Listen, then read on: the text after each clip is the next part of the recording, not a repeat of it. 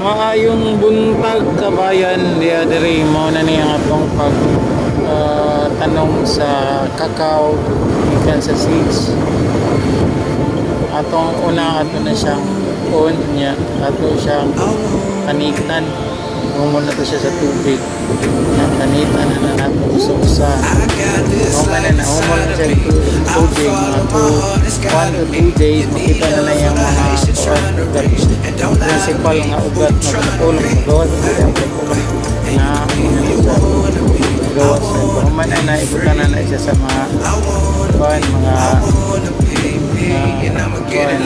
yuta ba gamay pero open na siya sa likod para diretsa lang yan hindi mabada yung kamatigalina a few days gawas na yan pulbo na siya open na mga 2 weeks na siya pwede na siya okay.